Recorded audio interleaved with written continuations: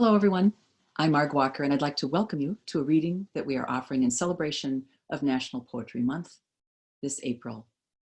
Before we knew there would be a pandemic, we planned to have this reading live at Unity Church in St. Paul. But under the circumstances, we're reading to you from our own homes and offering it to you in your home.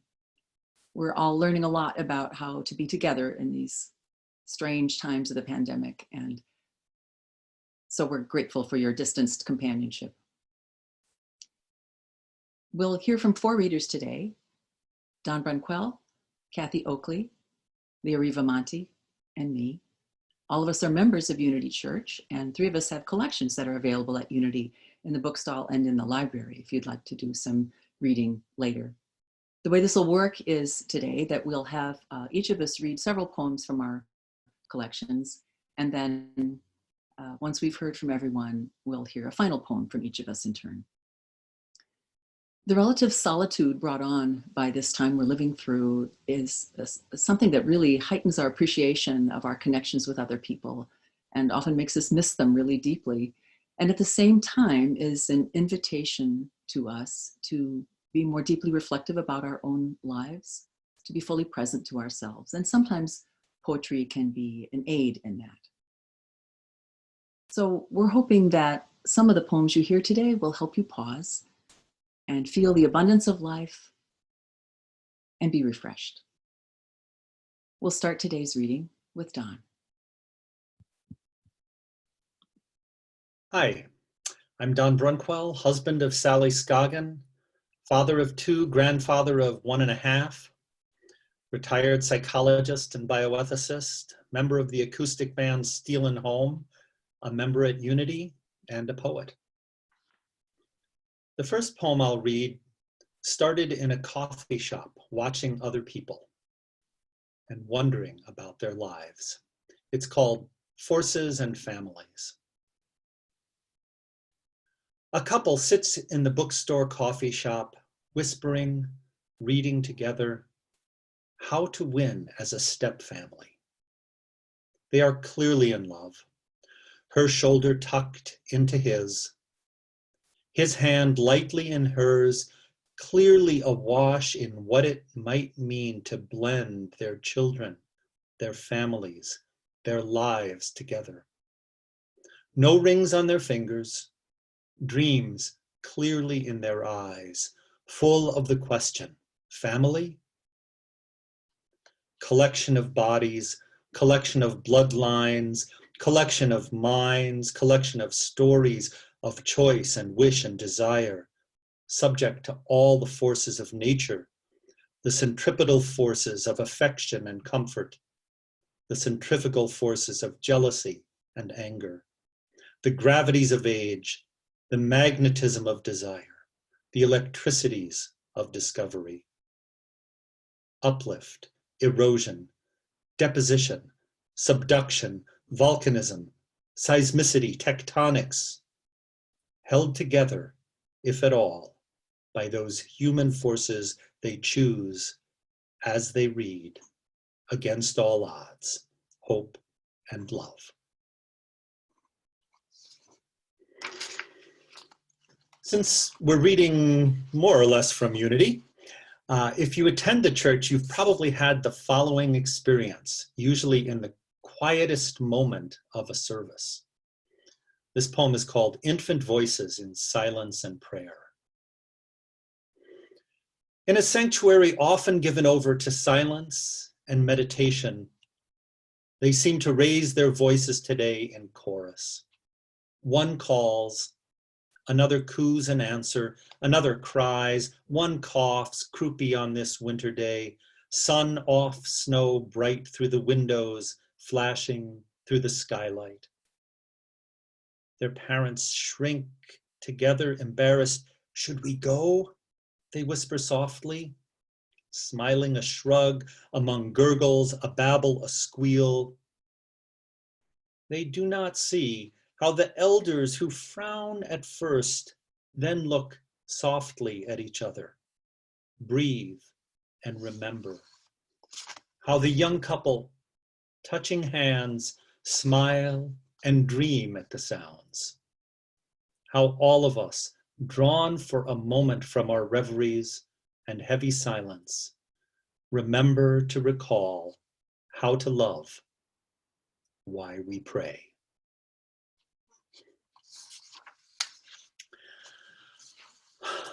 Sticking with the topic of silence and the quiet moments of a service, perhaps you've also shared the wonder of all of us, even the infants, quiet together. This poem is called The Intentional Silence of 300 Souls. Rarest of wonders in these days of rush and babble, human silence. When 2 or 10 or hundreds choose for some few moments to pause communal in a quiet barely possible to achieve, but now and then by intention, effort, synchronicity, spirit, we all 300 souls, for even some few moments, create a silence beyond the bodies we call to be still, that calls forth silence that the mind can hear, can touch, can feel, can fill to overflowing with the stillness of the soul shared in radiance. So moving from silence to a totally different level of activity, this poem is called Spring's First Moment, and we're not quite there yet, but it's coming. This actually happened sitting on our front porch in the early evening sun. It's spring's first day, and Noah and Lily and Rena and Paige plunge up the front porch stairs and, giggling alive in the evening air, roll themselves down to the porch floor gray and lie on their backs, point at their toes in the air in the sun gold haze, calling us all to come out to play. They sing, "Bare feet, bare feet, bare feet day," and longing for that day to come. So, shifting again, a poem set in modern times, but emerging from reading about augury, the foretelling of the future in ancient Rome. It's called Coincidence and Fate. Coincidence and fate walked into a bar. Identical twins? Asked the bartender. Yes, said coincidence. No, said fate. Or was it the other way around? How can I tell you apart? Asked a man sitting at the bar. Let me tell you, said one, if it weren't for me, you wouldn't be sitting here. Your parents would never have met. They would not have both been gazing at the reflection of the moon in the water. The other said, nonsense.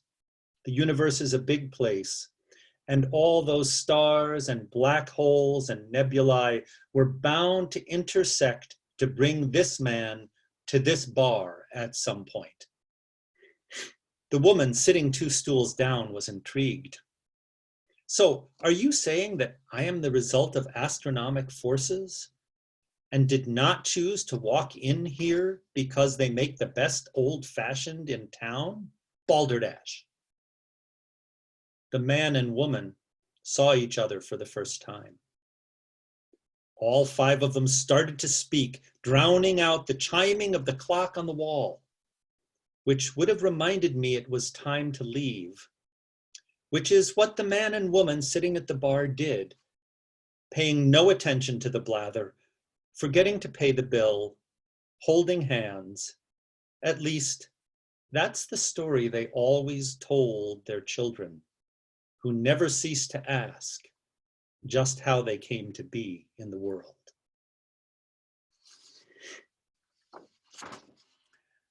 And finally, a poem that emerged after one magical night with people I love. The title came the next morning when my son Will said, "Last night was like a portal to 1974. You probably can't hear that the 16 song titles in this poem are italicized. The Portal to 1974 for Sal, Will, J. Kath, Lee, Saya, Lila, Paul, Anne-Marie, Kathleen, and Liz. We were sitting around after a fine dinner this night, no different than any other night, rum and coke, ale, gin, and tonic in hand, when the portal opened. First one guitar, then another had come out. One quiet song, then the next, followed by someone saying, Danny's song. And after the first verse, when everyone joined in together for the chorus, it happened. We felt the light change, the timbre of voices growing deeper. There was harmony.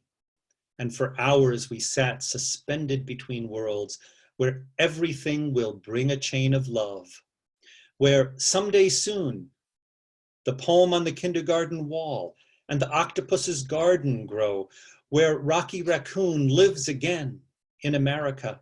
And despite California dreamin', perhaps because of it, we feel our place on the great Mandela, which rocks us on like a wagon wheel as even sounds of silence begin feeling groovy, where any day now we shall be, with a little help from our friends, released, where freedom's not just another word, where until the sun dries up the sea, we're all devoted. And we cast a memory back there long. Sometimes we're overcome in the green grass behind the stadium, and we all remember when we used to sing all through the night, holding on, not sleepy, no place we're going to, until we'd sing once more, safe till the morning light. Irene, good night. I'll see you in my dreams. And now I'm going to turn it over to Cathy.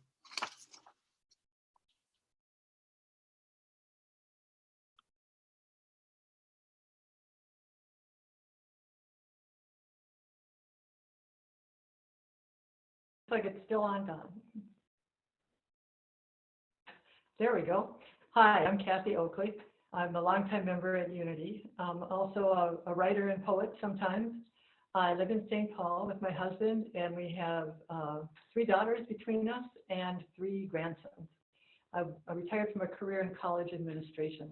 The poems I'm going to read to you today are from my collection that came out in 2017 from North Star Press, called Incense Drifting to the Horizon. I wanted to start with a poem that kind of speaks to why we turn to poetry in times of confusion or stress, or in this case, boredom. It's called The Refreshment of Poetry. The refreshment of poetry, a clean drink of words, bites of the sweet outdoors, and hot cinnamon rolls of memory. Today's meeting seems so much sawdust, colleagues' faces gray and drained of hope. We bickered, weary, over work of insufficient flavor, the words, gray words, sticking in our throats. So slip me just a sip of simile, won't you? Fill my plate with piping metaphor. I'll take another helping of that image before this boredom slips me to the floor. This next poem comes from a couple of years ago, but I thought it was a good fit for a time when we're becoming so aware of all the other workers in the world who make our lives possible and make it possible for at least some of us to shelter at home. It's called I Always Think of the People at the Toothpaste Factory. I'm not a penny pincher, coupon clipper, sales saver, but I always use every last bit of toothpaste in the tube, because I get to thinking about the people who had to go to work, probably in New Jersey, and smell toothpaste all day, and add ingredients to toothpaste, and stir vats of toothpaste, and run machines to fill toothpaste tubes, and be the toothpaste boxes person and the toothpaste quality inspector. And then I feel like I ought to squeeze out every last squeeze of the product that the people in New Jersey traded for the prime working years of their lives so that I could have white teeth. And don't even get me started on the shampoo people, shaving cream people, talcum powder people.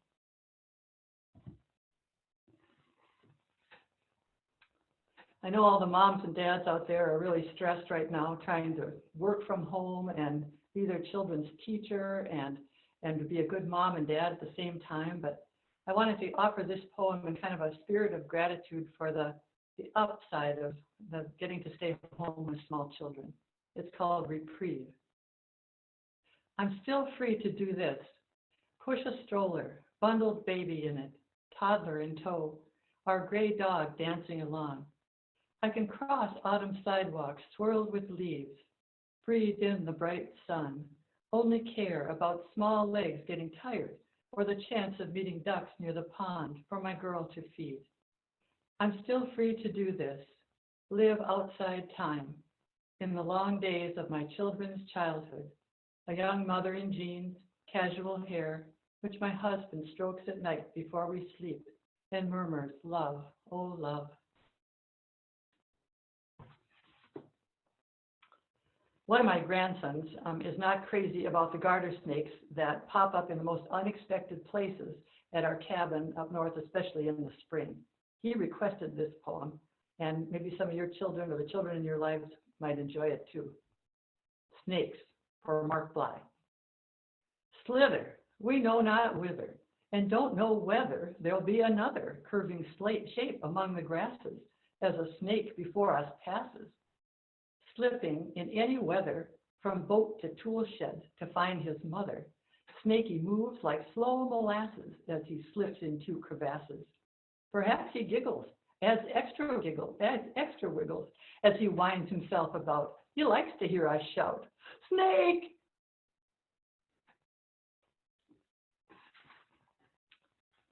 And in the spring, when so many of us are missing outdoor sports or maybe the Twins opening games, I wanted to offer this poem that lifts up the classic beauty of spring baseball. It's called The Temple, Bramer Park. It is immaculately kept, this field of eternal boyhood. The red clay paths packed smooth, the infield deep and green. Cupped by the surrounding hills, its victories of pitch, run, catch are enacted on a natural stage. Trees, a Greek chorus of approving comment. The play is an old one. Don familiar costumes, adjust the caps, take your places in the setting sun. Watch the ball, main character, in flight against the classic sky. In every game, the gods are playing. They are young. Their arms are perfect. They do not smile. Afterwards, the jokes, the beer.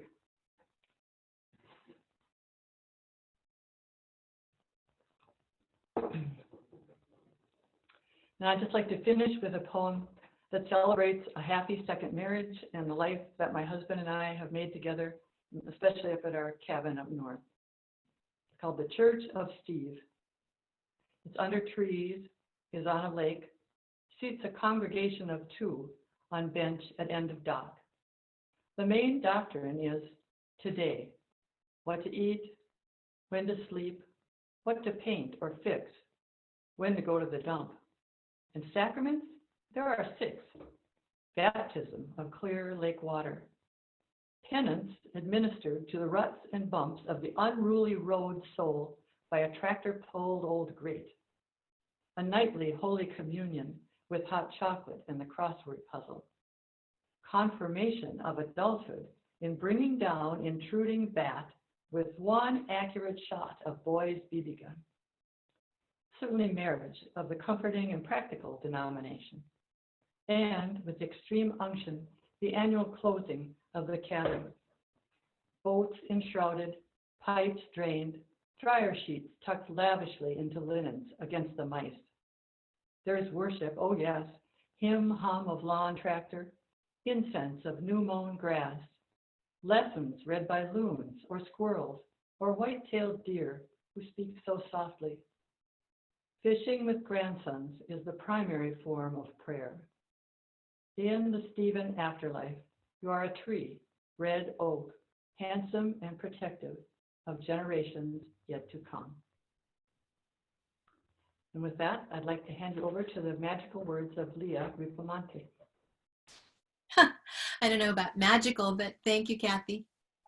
My name is Leah, and I am so thrilled to be included amongst these great, wonderful poets.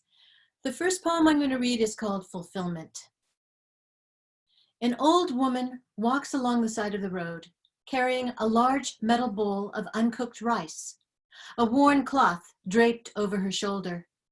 She is heading for her squatting spot to sell the kernels she has dried on the bamboo mats before her hut.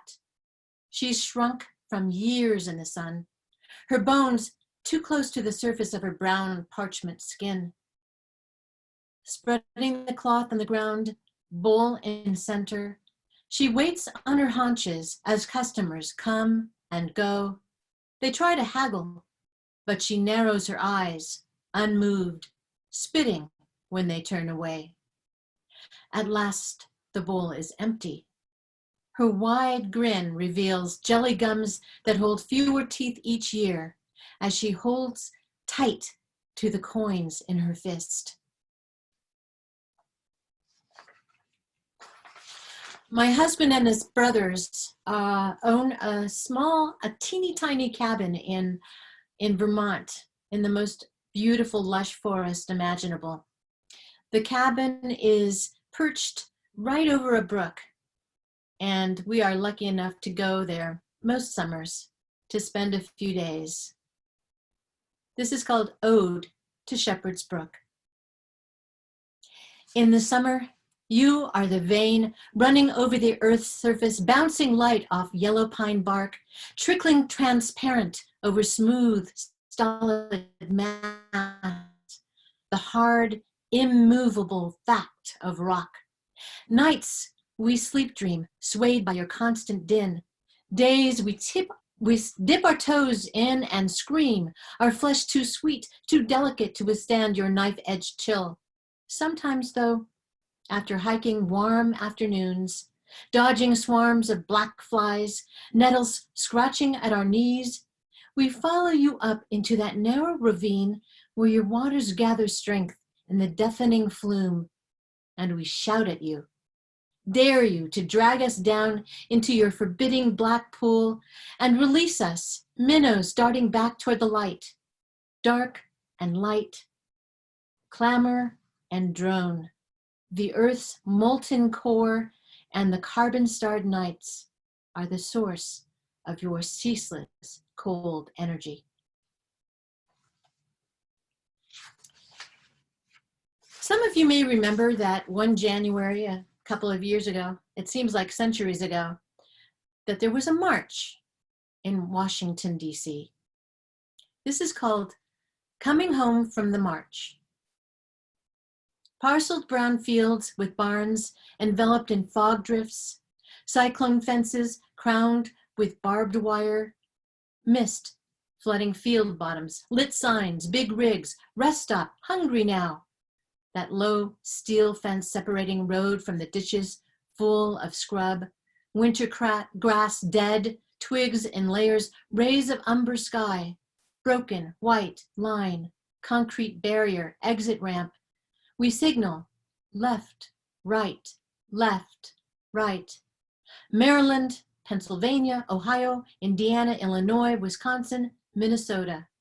Across folded maps, road maps, Google Maps, city streets, metro maps, cars, trains, and buses of women. Binders full of women driving in the cold, scraping through the toll booth where the sign reads, warning, do not reverse. So we keep on moving forward. My grandfather, Canuto Rivamonte, was born in a small town on a small island called Marinduque in the Philippines. This poem stems from the time I got to visit a few years ago and was witness to a funeral procession. This is called What I Might Have Dreamed. I might have dreamed of Danny's funeral, his burial wagon backlit by a silver sun at noon, with tin embossings of fleur-de-lis and tulips on the rooftop, pointing towards the sky. I might have dreamed of the church where the priest intones prayers, congregants sing hymns of love and joy, and in the yard, the march of mourners begin their hushed walk along a hot, hot sun to the miniature city of whitewashed graves on the edge of town. Or maybe I dreamed of parasols and drugstores, of pretty girls in uniforms, the guards and boys who love unbidden, of coconuts and mountain goats, daughters with children, mothers holding tight to their purses, and fathers limping behind. These dreams of an island with copper mines, of unspoiled rivers, of priests named Merlin, of Harley, Lovely, and Darling. These are the things I might have dreamed. These are the things I want for you.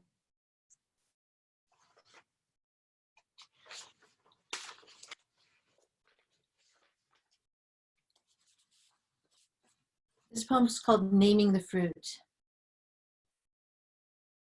Once I sent a poem about persimmons, the one by Li Li, to my daughter, hoping to lighten her lonely days far from home.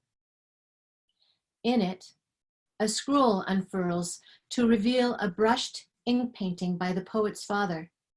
Persimmons, so round, so voluptuous, so weighty, they might fall to the floor. Soon after, my daughter discovered 2 of the deep orange fruits on a plate in the fridge. "What is the name?" she asked her Turkish hosts. "Hurma," they pronounced it slowly, so she could repeat the word before biting into the ripe flesh. By now, the ink on the scroll has faded, having seeped into the fibers of the paper, just as the persimmon juice has bled into the skin of our tongues, down into that tender aftertaste of memory. Hurma, you say.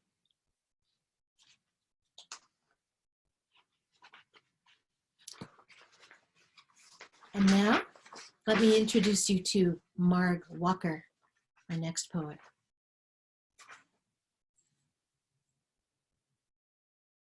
Thank you, Leah. I'm Marg, member of Unity Church for a long time, and a few years ago wrapped up a career in philanthropy so that now I can focus on my first loves, which are singing and writing. I'll be reading today a few poems from my first collection, which just was published in February of this year. One subject that intrigues me as a writer is how young people launch themselves into the world, a proposition that's actually becoming much more difficult as we go through this pandemic, and that's what we're learning. But in recent years, I've been watching several young people make this move, and it reminded me of certain things about my own youth. This next poem talks about that time. Belated thank you note to myself. You didn't have much money, laughed about that, refused full-time work, and lived on $7 grand a year so you could bike the parkways any afternoon you pleased, beneath the arched branches, green as you were. Wore work boots from Sears, shit kickers you called them, because you weren't going to take none of that. For a night out, you'd ride the 14E downtown past store windows whose luster was nothing to your own shining. Lie down on the cool cement of a parking ramp's empty top level. Eat fresh pineapple juice dribbling to your ears. Consider the convivial stars. I am the lucky aunt of 5 nieces, and this poem is dedicated to them, all of them adults, beautiful people. Letter to my nieces. I didn't have the work of you, or any daughter. In the innocence of warm remove, I've read your lives, each biography distilled, rough particulars filtered to extract the essence, strong spirits indeed. You've taken photographs in Egypt, the Tuscany Hills, a Korean classroom, Poland, Shanghai, Uganda, places your foremothers never imagined. Yet they too explored the far country of their possible selves, fierce to stake a claim at the center of their own lives, no matter who said no. How deeply the world longs for women to do this necessary thing. I lift my grandmother's glass to you, the familiar pattern etched like female courage deep in the crystal, and toast each departure without reserve. For you are not mine, nor even ours, to hold entangled in our roots. You are your own itinerary, your own branch, leaf, splendor.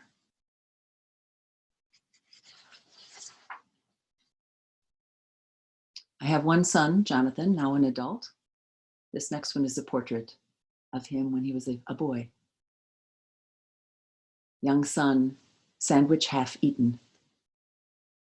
When I had finished the cape to your specifications, black, reversible to gold lame, you swept it over your shoulders, charged out back, and dashed across the deck to crush the foe. How you flashed golden in the sun, then turned and leapt victorious to the grass as you had done 1,000 times before you had extra powers. Now you could barely contain them and bounded up the steps with cardboard sword to leap again and again. I'm as big as the sky, you shouted, and oh, may it always be so. I'm as big as the dark.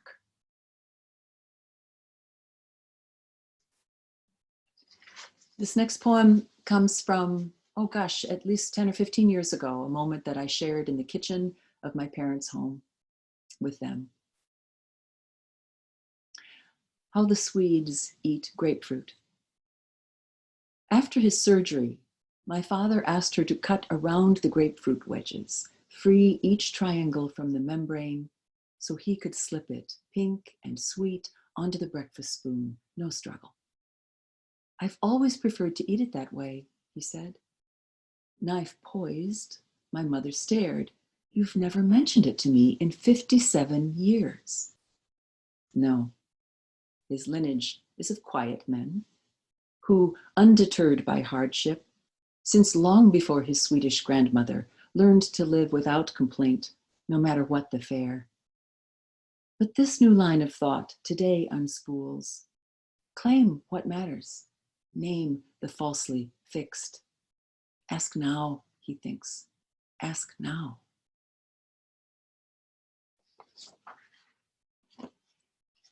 As we look forward to summer, I'm reminded of a very peaceful evening I spent a few years ago with a dear long-term friend in her home in the countryside of Wisconsin. This is the kind of friend where you know each other so well, there's really no need for words. The setting for this poem is that I'd already gone to bed. I was in bed reading, and I heard the creak of the farmhouse steps as she came up to wake me, or to interrupt me, and to take me outside. It's called She Wakes Me to See Fireflies. My friend and I step off the farmhouse porch into a snow globe swirl of light.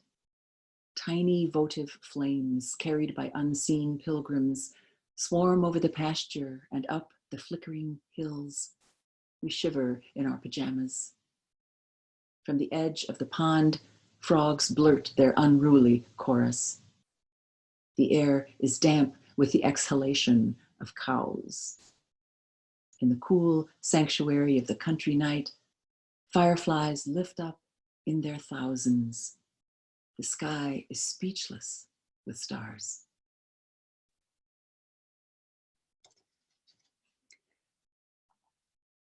The heart shows itself in many of my poems, and sometimes it's sort of an accompaniment to the main storyline. But then I decided to try to write a poem, and I've written a few now, including this one, where the heart is actually the main character. The heart wants you to be happy, to settle comfortably in every room of this life you've made. Wants you to love those you love without complication. But the heart, too, knows the disquiet that dwells in your deepest privacy, the restlessness that won't leave you. The heart waits for you where you hesitate in the doorway as if searching for a missing word, reveals longings you don't know how to have, then claims it can't be held responsible It's just your heart. That thing you can't tame. That thing you'll do anything for.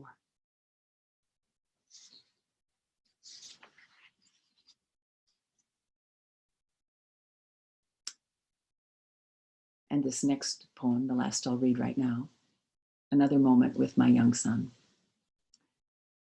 What there is to remember. In the darkened bathroom, the candle flame lures us with its slender light. I perch on the edge of the tub and read to you of wizards and adventurers, in whose noble quest each evening you enlist. At 5, you are a specialist in the brotherhood of baths and books. Lounging in bubbles, you lift your knees into snow-covered mountains. Wall shadows shift. A forest flickering beyond our campfire. At a daring rescue, you burst upright, ease down again to suffer the injuries of an injured creature. Tonight, you asked for candlelight, an adventure of our own making, and I supplied it as readily as any instruction for what may lie ahead unseen. My voice in the dark, your touchstone, steadfast as the pull of the page. This is what there is to remember.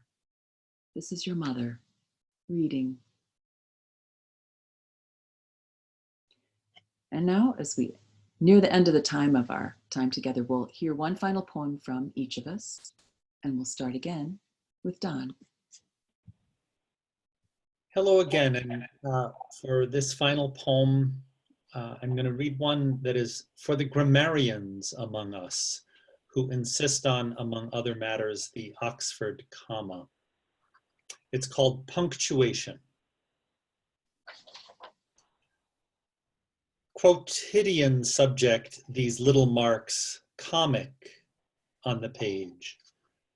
Not word, no meaning per se, but the masters of words.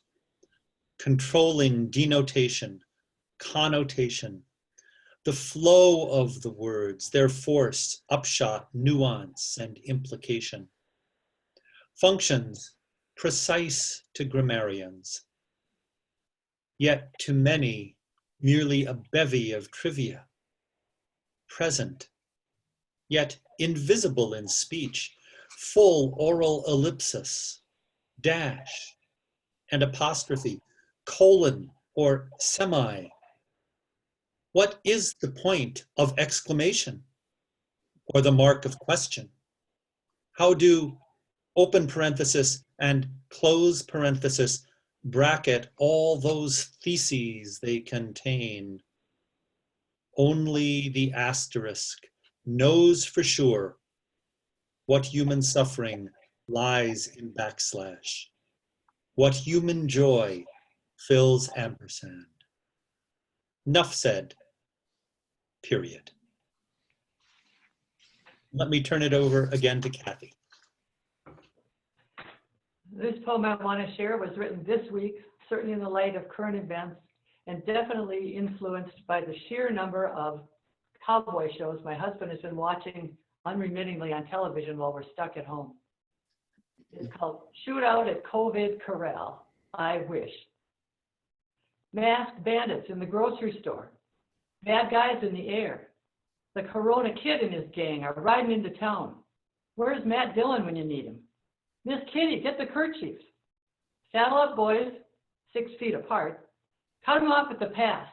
Capture them little outlaws. Watch out, don't cough, they might hear you. String them up, posse. Wash your hands when you're done. Have a drink at the Long Branch. Say, got 'em.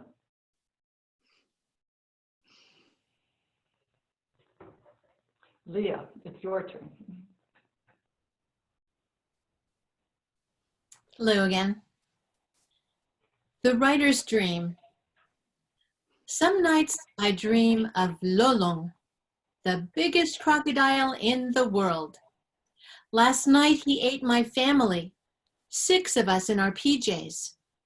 First it was my brother who never even woke. Then my little sister, her plaid flannel, baby pink, nubby-bottomed feet slurped up faster than you could blink. Mother telling me to pray the Hail Mary as the last of her disappeared into the croc's great belly. No one screamed. It was a silent meal. Lolong, whose whole body is a mouth, has lived who knows how long, and how many he has consumed in that giant pit in the center of the universe. I am lonely, sitting now just outside his gross belly, away from his noxious breath, but only because he doesn't much like what I write. Marg has the last word. A quiet hour.